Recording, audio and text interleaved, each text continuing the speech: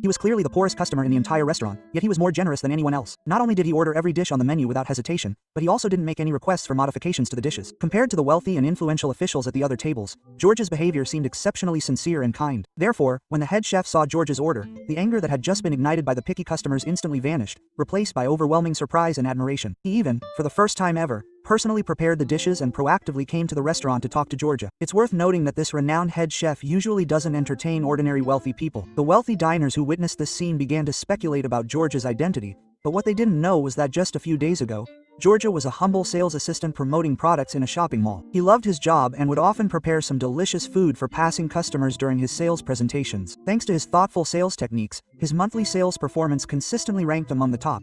But his hard work didn't result in a raise. Instead, he often had to endure increasingly severe workplace bullying from his boss. One of his few joys was using accumulated discount coupons after work every day to buy a lot of discounted food.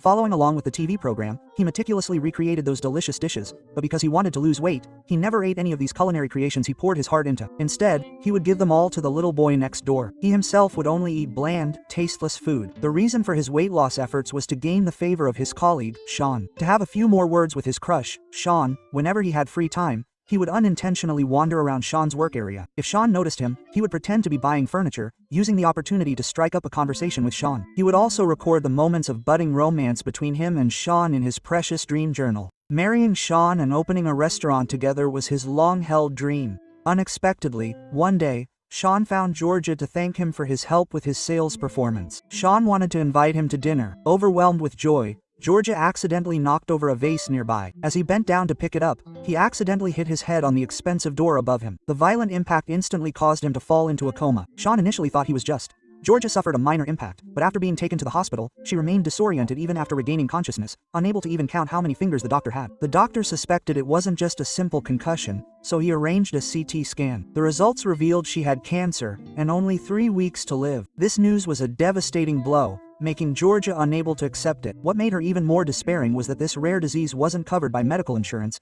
and the hundreds of thousands of dollars in medical expenses were tantamount to a death sentence for someone like Georgia, who was just an ordinary working-class person. She couldn't accept it at all. For so many years, she had worked diligently, hoping that one day she could realize her dreams. But just when she thought she was about to touch happiness, fate played a cruel joke on her. Late at night, as she wearily flipped through her dream journal, she discovered that none of the wishes on her list had been fulfilled. This made her suddenly realize that she had never truly lived. She began to doubt whether all the effort and sacrifices she had made for her dreams were worth it. It was during the final moments of his life, when the clock was ticking down, that he decided to truly live for himself. The next day, with unprecedented determination, he walked into the general manager's office, intending to announce his resignation. However, even at this point, the manager still showed him no respect, continuing to answer phone calls as if he weren't there. Enraged, George smashed the general manager's phone with his high heels. After venting the anger that had been building up inside him for years, George officially submitted his resignation. Remembering George's incredibly efficient work performance, the general manager immediately changed his tune, desperately trying to persuade him to stay, even offering him a significant raise. But by now, even making George the chairman wouldn't matter to him anymore. As he coolly and confidently, turned and walked out of the company, Sean followed him. Sean first apologized to George and then invited him to watch a football match next month. Looking at Sean's hopeful eyes, George felt a mix of emotions. He knew he no longer had time to enjoy love, and for this match that was destined not to happen, he could only force himself to suppress the feelings in his heart. Less than control 100 greater than overwhelmed by helplessness and regret, he pretended to be nonchalant and declined Sean's invitation. Even though Sean chased after him, hoping he would change his mind, Georgia still refused to leave. This feeling of despair persisted until he went to church to pray. When he learned that the reason Reverend Daniel suddenly fell ill and couldn't come to meet with everyone and conduct the service was due to his illness, causing the meticulously rehearsed prayer program to be cancelled, and then considering his impending death, Georgia completely broke down. He desperately poured out his grievances to God, complaining about the unfairness of fate. His sorrow and anger infected every believer present, transforming the solemn church into a hall of despair. Everyone vented their frustrations, and he threw his dream book into the trash can, declaring the complete end of his hopes for the future. Afterward, he went to the bank and withdrew all the savings he had painstakingly accumulated for over a decade, deciding to spend all the money at once and experience the dream of being a wealthy person. So he embarked on a spontaneous trip, but unexpectedly encountered trouble as soon as he boarded the plane. Due to the narrow and cramped seats in economy class and the demanding behavior of the flight attendant, the male passenger in the row in front kept leaning back, causing his legs to be practically on top of George's, yet before George could get angry, the male passenger complained to the flight attendant first. In the past, George might have chosen to silently endure it, but this time he didn't want to suffer any longer. Faced with the flight attendant's clearly biased response, he couldn't help but speak out. The fact that the male passenger in the front row was practically sitting on his legs made him loudly complain to the airline, criticizing them for designing the seats so cramped in order to maximize profits. His words immediately resonated with the surrounding passengers. However, the flight attendant, who seemed to dislike economy-class passengers, sarcastically said, "If you feel uncomfortable, you can choose to upgrade to first class." These provocative words awakened George's desire for a luxurious travel experience, something he had never experienced before. So, without hesitation, he paid the upgrade fee. When he entered the spacious and comfortable first-class cabin, the previously sarcastic flight attendant instantly became incredibly attentive. Not only that, but there were also sumptuous meals and champagne to enjoy. George didn't bother pretending to be elegant. He began to generously enjoy the luxurious and attentive service.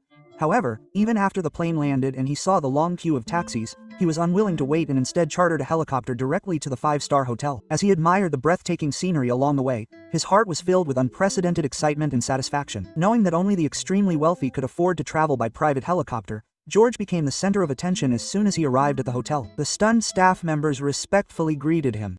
In between receiving service from the staff, George admired the beauty pageant winners and various entrepreneurs enjoying their lives, all of whom he had only seen on television before. Thinking that he was now in the company of these important and wealthy figures, he couldn't help but feel incredibly excited, and decided to thoroughly enjoy this high society lifestyle. So, when he learned that his reserved room wasn't ready because he had arrived early, and only the presidential suite, costing $4,000 a night, was available, he didn't hesitate at all and upgraded his room to the presidential suite. Following the principle of, when in Rome, do as the Romans do, he even tipped the attentive staff, imitating the behavior of wealthy people. Since he had no idea how much to give in such a situation, he simply handed over all the banknotes he had in his hand. Unexpectedly, this action stunned the waiter, who secretly wondered who this person was. But upholding the principle of service, the waiter only took one bill and turned to leave. Then George slowly walked to the window, looking at the beautiful snowy scenery outside, feeling grateful that he could experience a luxurious trip before dying. It was simply wonderful. Since he was going to embrace life, he decided to start by changing his image. So George turned around and went to a high-end clothing store, asking a stylist to design a fashionable look for him. As he tried on one high-end outfit after another, the originally ordinary Georgia transformed into an elegant and noble lady. When he arrived at the hotel restaurant he had long wanted to visit, wearing a red dress, the noble confidence he exuded instantly attracted the attention of many celebrities present. Everyone speculated about who this mysterious lady who arrived by helicopter was, but Georgia didn't bother with their curiosity. His gaze wasn't focused on the surroundings, but rather filled with anticipation for the upcoming meal, because the head chef of this restaurant was the Michelin-starred chef he had long admired. Therefore, he didn't make any requests of Kaiping, but instead eagerly asked for a menu. This made the head chef instantly feel respected, so he personally came out to greet George. This scene was witnessed by the chairman of George's former company. He and his female companion had come here to facilitate a large business deal with the senator. When he learned that George was not only an American like him, but also knew the senator, yet the senator didn't know George, the naturally suspicious chairman began to suspect that George was a competitor specifically trying to disrupt his business dealings. Little did he know that George had only met the senator once during a prayer service at a church. After seeing the senator here, George realized that his illness was just an excuse. He was simply here to enjoy himself. However, the chairman was completely unaware of all this, especially after the meal when he witnessed the senator actively trying to befriend George, who was enjoying a hot spring spa. This further fueled his suspicions. Despite George's explanations that he was just an ordinary person on vacation, the chairman didn't believe him at all. He was convinced that Georgia was a low-key super-rich individual and began to be wary of him, afraid that Georgia would steal his thunder and ruin his business. However, Georgia didn't care at all and went straight to the ski resort, as skiing was also on his bucket list. After some simple instructions from the coach, and only learning the basics, Georgia immediately skied off. Unexpectedly, his speed increased rapidly, and he coincidentally skied right past the chairman. This made the chairman think Georgia was provoking him. Unwilling to be outdone, and relying on his extensive skiing experience, he chased after Georgia without hesitation, determined to compete with him. But when he caught up to Georgia, the out-of-control Georgia dragged him along, causing both of them to crash off the ski slope. Miraculously, Georgia landed smoothly based on instinct, while the chairman, who also flew off the slope, fell head over heels, eliciting laughter from the onlookers. After his tiring ordeal, he returned to the hotel to enjoy a top-class massage. This heavenly life made him increasingly cherish the taste of being alive, and he couldn't help but question God why he was so cruel to him. Just as he was sinking into despair, a series of cursing from the next room instantly ruined his good mood. It turned out that he had accidentally hurt his mistress's neck, causing the dissatisfied mistress to publicly berate the chairman. This made Georgia feel somewhat uncomfortable. In fact, he had previously noticed the ambiguous behavior between the mistress and the married chairman, thinking that there must be something going on between them. This led him to thinking of his irresponsible sister, who, even after several marriages and having several children, still goes to bars every week and even shamelessly clings to her unrealistic dream of becoming a star, and out of concern for his younger sister, George sincerely decided to properly educate his secretary. Therefore, he directly pointed out that the secretary's neck pain was due to constantly bowing her head to please the chairman, and that she shouldn't be involved with a married man, nor should she be harsh and critical towards service staff. These words instantly made the secretary feel deeply ashamed and awakened her inner softness and vulnerability. So, after the massage, she proactively apologized to Georgia, explaining that being with the chairman was out of necessity. Coming from a poor background, she dropped out of school early to work in the pet industry to make a living. But unfortunately, after years of hard work, her career showed no progress. It wasn't until she was chosen by the chairman because of her outstanding appearance that she became his personal secretary. However, she didn't expect that this seemingly glamorous job would lead her into endless difficulties. During the day, she had to struggle to survive in the ruthless corporate world, and at night, she had to serve the demanding chairman. What pained her even more was that she had nowhere to vent her frustrations. The only thing that kept her going was the chairman's promise to divorce his wife. After hearing this, Georgia advised the secretary to let go of such thoughts, because wealthy men only ever like 18-year-old girls, but no one can stay 18 forever. Once you get old and lose your looks, someone else will quickly take your place. What you should do now is go back and finish your studies and arm yourself with knowledge. These heartfelt words made the secretary develop a fondness for Georgia and begin to re-examine her own situation. In life, while serving as the chairman's secretary, he tried his best to maintain the facade that Georgia was not a competitor, but just an ordinary person enjoying life. He even began to resent his chairman. However, the chairman, prejudiced from the start, still refused to believe it, insisting that Georgia was simply hiding his true identity too well, and began to be even more wary of him. On the other side, when the unsuspecting Georgia reappeared at the restaurant, the senator, curious about Georgia's identity, immediately approached him and invited him to dinner. This displeased the chairman greatly, but out of respect for the senator, he reluctantly agreed. Thus, everyone gathered at the same table for the first time. The senator, mistakenly believing Georgia to be an entrepreneur, respectfully asked Georgia for business advice. When Georgia mentioned that he had also worked at a company called Ling Beast for 10 years, everyone automatically imagined a legendary entrepreneurial story. When he described living on discount coupons, it was interpreted as a clever way of discreetly handling huge debts. This misunderstanding created an absurd and ironic scene amidst the laughter and conversation. The chairman, afraid of being overshadowed by Georgia, tried to regain the spotlight by inviting everyone to visit his factory the next day, attempting to regain control of the situation. However, he was unexpectedly rejected by Georgia, who planned to go skydiving the next day. Everyone was amazed by Georgia's courage and immediately expressed their desire to witness his performance. Seeing his thunder stolen by Georgia again, the chairman, unwilling to be outdone, suggested a skydiving competition with Georgia, hoping to regain his face. But when he stood on the platform hundreds of meters high, his legs turned to jelly, especially after hearing the instructor mention that several people had been injured or even died due to incorrect skydiving posture.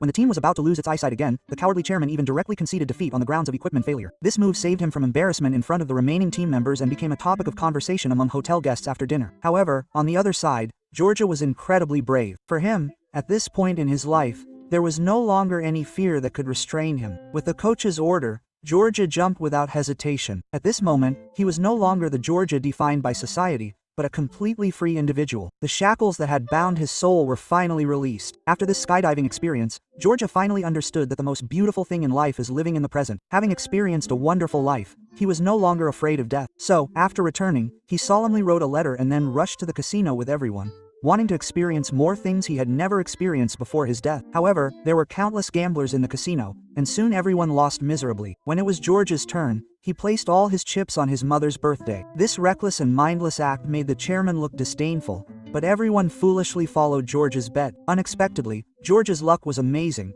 He hit the jackpot 3 times in a row, winning $3 million in one go. Everyone who followed his bet also made a fortune, while the chairman, who ridiculed him for not understanding probability, left with the same amount of chips he brought. After leaving the casino, Georgia went to the concert hall. He, who couldn't even stand to watch an opera for a minute before, for some reason, for the first time today, felt the opera was so captivating, perhaps because death had finally allowed him to see what true life was. When he returned to the hotel, he found that the room manager, who had previously looked down on him for his arrogant behavior and treated him coldly, began to show concern and warmth. Just as George was feeling confused, the room manager gave him a hug. It turned out that the room manager had taken money from the chairman that day, agreeing to help him investigate George's identity. However, while searching George's luggage, he unexpectedly found a letter. The letter detailed George's hardships and helplessness in his past life, as well as his acceptance of death. This deeply moved the room manager, who realized he might have misunderstood George. After returning the money to the chairman, he confessed everything to George,